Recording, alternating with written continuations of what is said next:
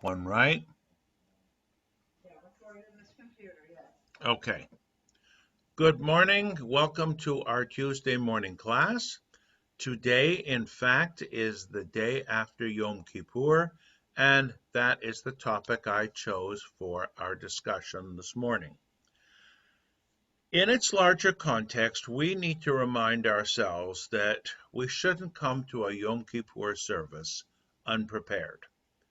The entire 10-day period from Rosh Hashanah up to and including Yom Kippur, the 10 days of repentance, are an intense time where we're supposed to be actively involved in a process.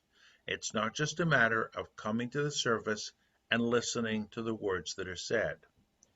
The rabbinic tradition, moving backwards, adds a month, Elul, the month before Rosh Hashanah, where we set aside special time to reflect on our failures and how we can improve in the year ahead. A different approach says, when do you start preparing for Yom Kippur? And that is the day after Yom Kippur. And that is every day of the year throughout our entire lives. We don't need to wait for a special day to turn our lives around. We don't need to wait for a special ritual to do that. So we should be constantly thinking of how to improve ourselves.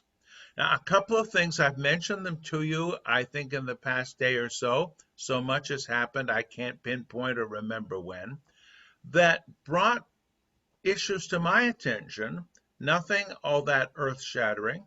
But I mentioned, for example, that I was perfectly comfortable, never thought twice about joining Rotary in Sharon, Pennsylvania in 1985, an organization that did not include women. I mentioned yesterday that I have another failing, and I'm doing my best to change it. Oftentimes, I will look at Facebook out of curiosity, interest, gossip, searching, whatever you want to call it, and I hardly ever post anything, but certainly do not, on a regular basis, reply, like, or make the comment, oh, how wonderful, or I'm so happy for you, or what have you. I have been, how shall I say, connected with people on Facebook, and I have not done my end of the deal. I have already this morning and a little bit last night responded to people that I haven't really connected with for decades. And this again is a new thing. I don't know which generation does it more than others. You're curious about somebody you knew well, let's say 20 or 30 or so years ago. Whatever happened to that person? Is that person still alive? Etc. And sometimes new connections are made. I am going to make an effort to connect with people who directly or indirectly cross my path on Facebook or any other kind of communication. I have neglected too many people. I'm well aware of the fact. Sometimes you say, oh, I'll do it later, and later never comes. That is another thing that we are all guilty of. We live very, very busy lives. We put things off, and then sometimes it is too late. I also want to take a moment before we begin our discussion, and I'm going to tell you what, in fact, I did yesterday. You know, we had on Facebook and YouTube our services. I made the commitment to sit and watch the entire service, the morning service, the afternoon service, the memorial service, and the Ne'ilah service. Also gave a little talk early in the morning, and we had our Yom Kippur afternoon discussion. I made the commitment to watch everything because I felt I needed to see what you were seeing in case you wanted to respond to everything. And since we pre-recorded a month ago, you forget what you said sometimes or how things look. And it's also an opportunity for someone like me to see how I look. And I don't mean that in a self-centered sense, but in a critical sense. How could I improve my style or little things that could be tweaked? We at Temple Beth Israel finished our services at approximately 5 o'clock. And instead of what we normally did in past years, leave the sanctuary, it took a long time to get out of the sanctuary because everybody wants to shake hands. We're not allowed to shake hands anymore. And go into our social hall where we would have a break the fast, a feast the likes of which I've never seen before. You know, you evaluate your congregations that you've served, which one had the best break the fast. And I'm not just saying this. TPILBK wins by far. I somehow or another, checking something out on Facebook, noticed that the Ne'ilah, the concluding service at the Park Avenue Synagogue in New York, was beginning. So I pressed the appropriate buttons and sat there for what, a good 2+ hours. And I don't want to say participated, but then it would be wrong not to say that because at certain points, clearly I got involved enough to sing along. Now, they too had an empty sanctuary, rabbis, plural, cantors, plural, all their orchestras, all their multi-million-dollar equipment, etc., made things very, very nice. It was a very full service. This is a conservative congregation, by the way. I missed something, and I missed something. It's the same thing we miss. If we are really attuned to the tradition of how a Jewish service is supposed to work, it's not just a performance where you sit in the audience. There's an enormous amount of give and take. I have spoken in the past of the give and take of the Kaddish, where the person saying the Kaddish says certain things and then the congregation responds. To a great extent, we have lost that. And without a congregation there, it's a different story. You don't hear the congregational responses. And I know because the cantor at the Park Avenue Synagogue, Ozzy Schwartz, who came down here on a special visit and performance, what was it, about a year ago? I've lost track of time now. Uh, I know he likes to interact as you're supposed to interact with your congregation.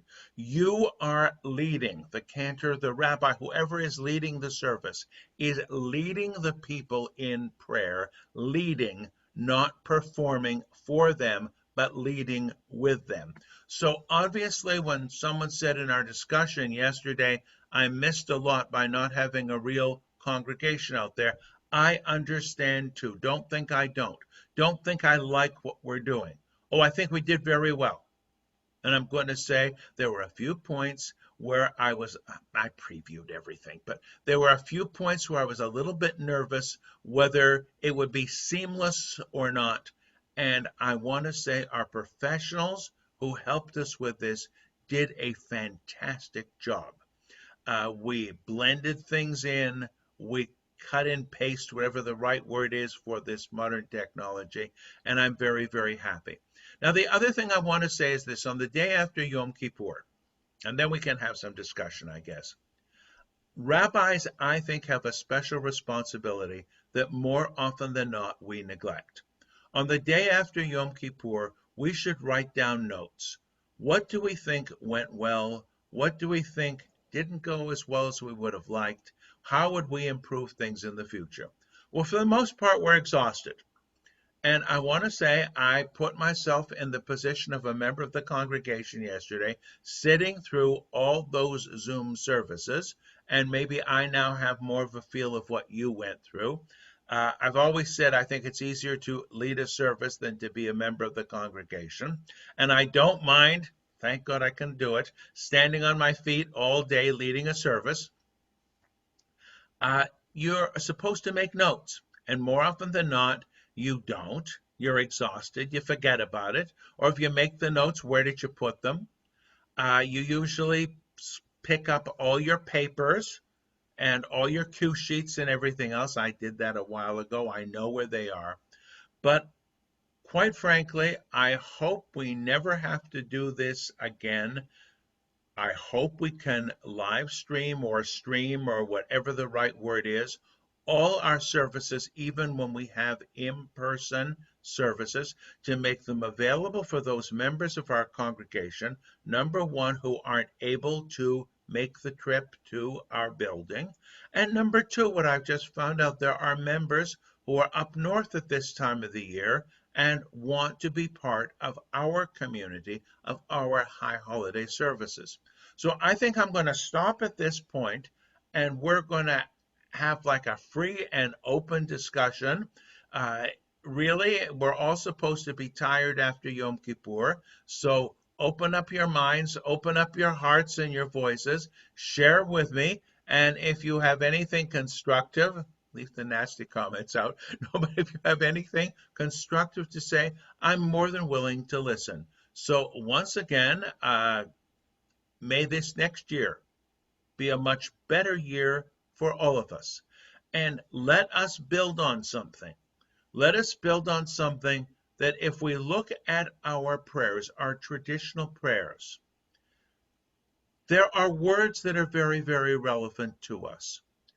I mentioned over the high holidays the relevance of the petition, the plea in Avinu Malkeinu to keep far from us dever, cherev, v'ra'av, plague, war, and famine.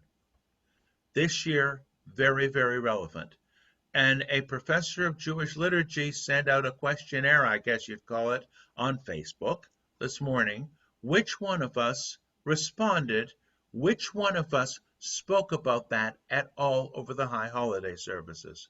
Well, as I said earlier, usually I say, who can be bothered answering?